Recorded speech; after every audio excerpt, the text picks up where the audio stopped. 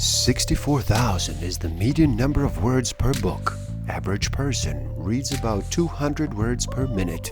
Simple math will tell us that is one book in 320 minutes. To accomplish this in 7 days, numbers say you would have to read for 45 minutes a day.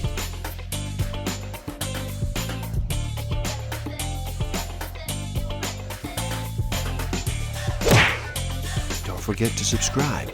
Hit that notification button, like, comment, and share. Enjoy. Hello, and happy day. How does slowing down sound to you today? Would you like to reduce the noise for just a bit? Are you ready to make a choice and decide to listen? My name is Igor S.F. Walker. I'm here to remind people to slow down, to reduce the noise, to walk their lives into a natural flow. Welcome back to the Book of the Week series. Every week as I read another amazing title, I share it with the world.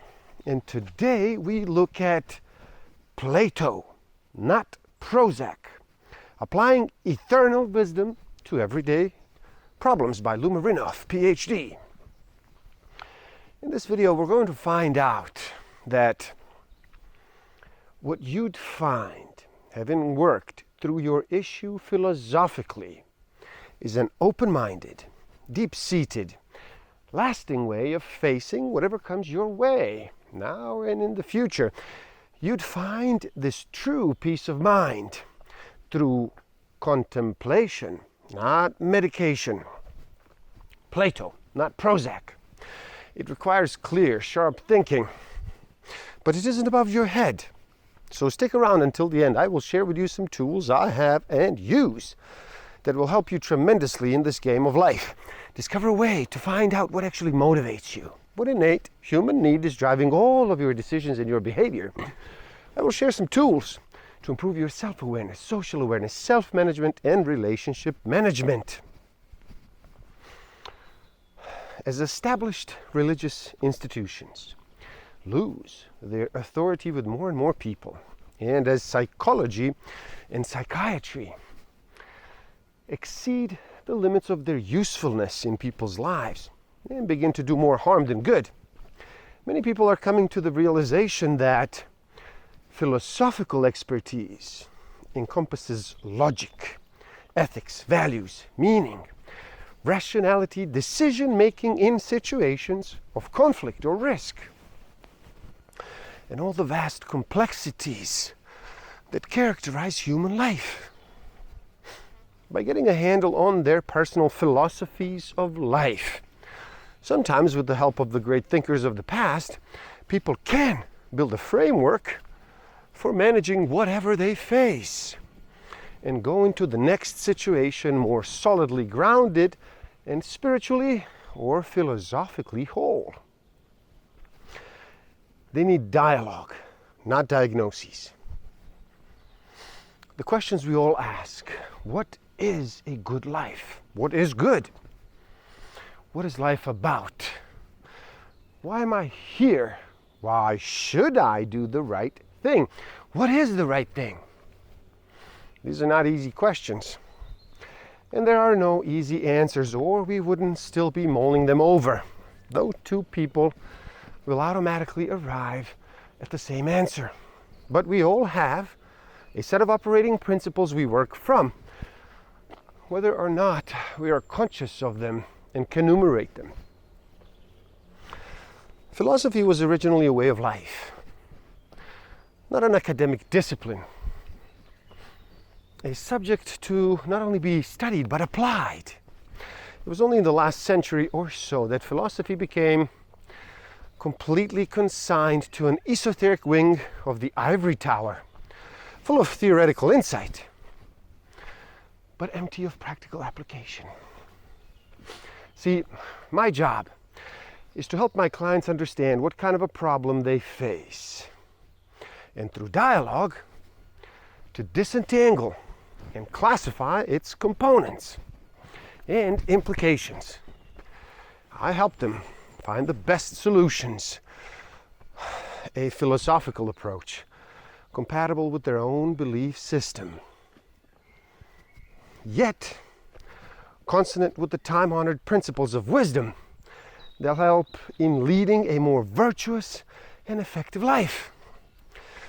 I work with clients to identify their beliefs and consider replacing unhelpful ones, and explore universal questions of value, meaning, and ethics. You can learn to do the same for yourself, though it may help to have another mind at work on the same subject. It is the dialogue, the exchange of ideas itself, that is therapeutic. When Socrates declared that the unexamined life is not worth living, he was arguing for constant personal evaluation and striving for self-improvement as the highest calling. It is normal to have problems, and emotional distress is not necessarily a disease. People looking for a way to monitor and manage a world that is growing ever more complex do not need to be labeled with a disorder when they're actually treading a time-honored path to a more fulfilling life. Differences between psychological, psychoanalytic, psychiatric, and philosophical approaches to counseling. Imagine you're in the middle of a chess game and you've just made a move. Your psychotherapists ask you what made you make that move. Well, I wanted to capture the castle, you respond. A once popular but now strongly criticized psychological theory would have suggested that your present aggressive behavior, wanting to capture the castle, stems from some past frustration. Your psychoanalyst would ask you the same question: what made you make that move? When you answer, well, I wanted to capture the castle, psychoanalyst would follow up with, very interesting. Now, what made you say that was what made you make that move? A still current but now strongly criticized psychoanalytic theory would have suggested that your possessive behavior, wanting to capture the castle, stems from your repressed insecurity at having been weaned from the breast. Your psychiatrist would also ask you, what made you make that move? Again, you reply, well, I wanted to capture the castle. Now, your psychiatrist consults her latest edition of the Diagnostic and Statistical Manual, DSM, until she finds a personality disorder that best describes your symptoms. A still current but increasingly criticized psychiatric theory would have diagnosed your behavior as the symptom of a brain disease, and you would be drugged to suppress the so-called symptom. By contrast, your philosophical counselor might ask you, what meaning, purpose, or value does this move have for you now? And what bearing does it have on your next move? And how would you assess your overall position in this game, and how might you improve it? The philosopher looks at the move not merely as an effect of some past cause, but as something significant in the present context of the game itself, as well as the cause of future effects. For the most part, personal unhappiness, group conflict, gross incivilities, shameless promiscuity, epidemic crime, and orgiastic violence are products not of a society that is mentally ill, but of a system that, through lack of visionary statesmanship and philosophical virtue, has allowed and encouraged society to become morally disordered. If in principle anything could have caused anything else, as long as one preceded the other.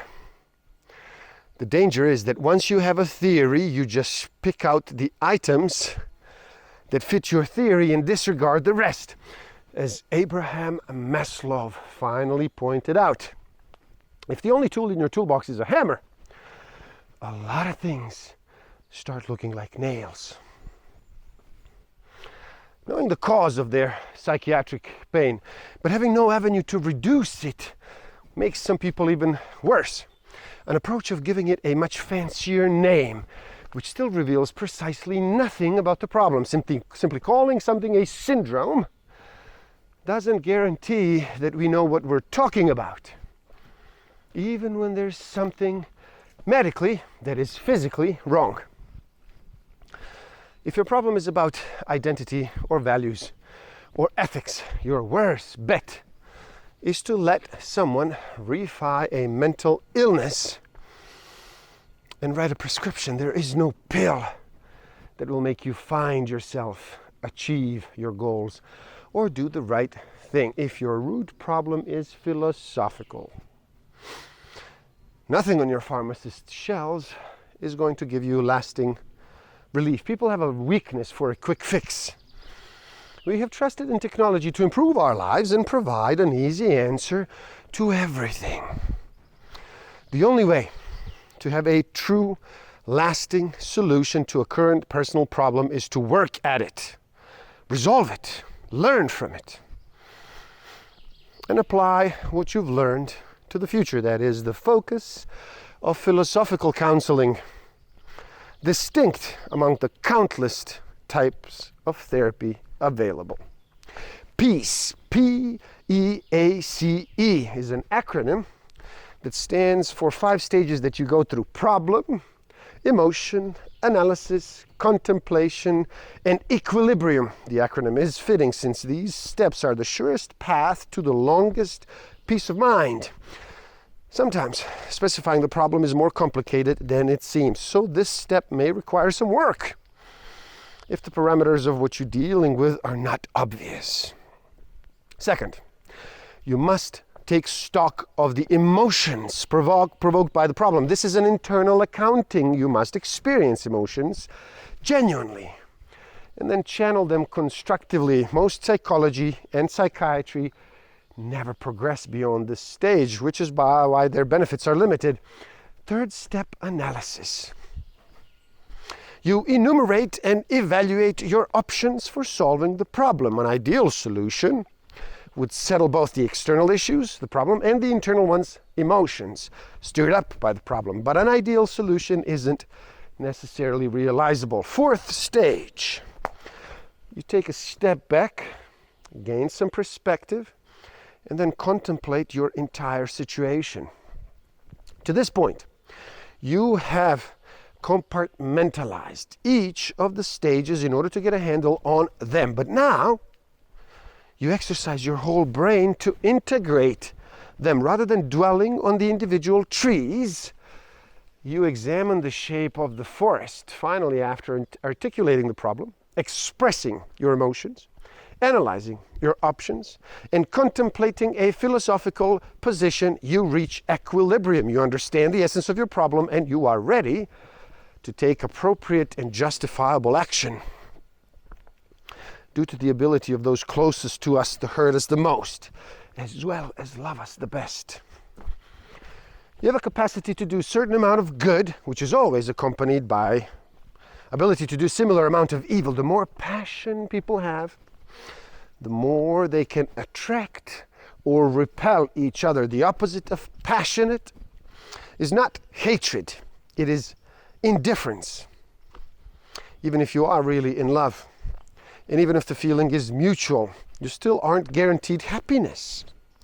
If you want to avoid painful endings, you will have to use your power in relationship wisely and keep up the necessary maintenance.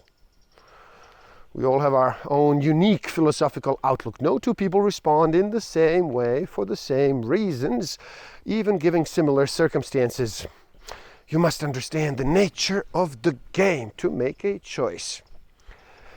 If you know that there's a best move, you must try and find it. Ask yourself, what do I want to gain? What do I want to avoid?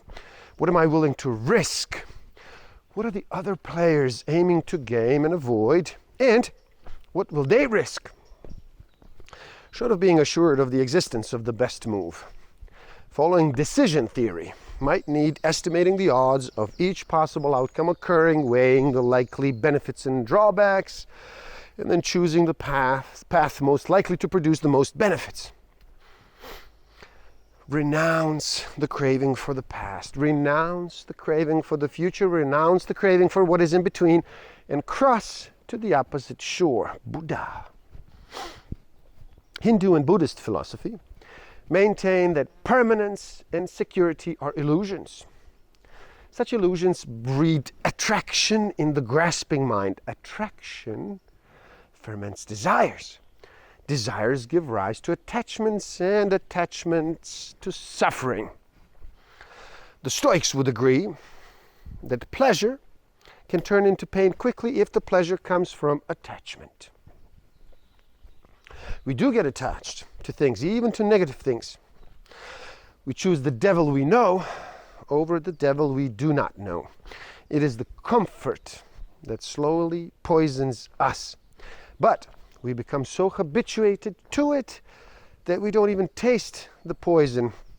After long periods of knowing nothing else, prisoners come to fear the world outside of their cells. If all the gates swung open one day, many would stay right where they are. Doing the right thing for the wrong reason doesn't make you a person of integrity. Your motives, as well as your deeds, must be honest. Integrity involves unstinting loyalty and duty to principle, not cold calculation and expedience. The good life is not just a matter of following a set of rules. Virtue ethics means developing character traits that will help you lead that kind of life, and it means considering not only what is best for you, but also what is best for the wider world you live in. Several virtues necessary for leading a good life, including courage, justice, temperance, and even a sense of humor. Distinguish between meaning and purpose to help you reclaim them both in your own life. Purpose is an ultimate object or end to be attained. It is a goal. Meaning has to do with how you understand your life on an ongoing basis. Meaning is in the way things happen, not necessarily in the end result. Understanding depends on experience, and meaning, like experience, is very personal. How well we live, that is, how thoughtfully, how nobly, how virtuously, how joyously, how lovingly, depends both on our philosophy and on the way we apply it to all else. The examined life is a better life, and it is within your reach. And there you have it. Plato Not Prozac, applying eternal wisdom to everyday problems. Please do help out. It is easy. Simply like this video so more people can enjoy it. Share it too and spread the word. Leave a comment and share your thoughts. Do subscribe to my channel and stay up to date. And the link to this book is in the description below, so buy it and read. Never stop learning, especially learning about yourself and nature. So gift yourself by taking the free human needs test on my website and find out what actually motivates you, what innate human need is driving all of your decisions and your behavior. And if you feel you are ready to improve your self-awareness, social awareness, self-management, and relationship management even further, do check out my Master of Life Awareness program. The links are in the description below. Thank you. Love and respect.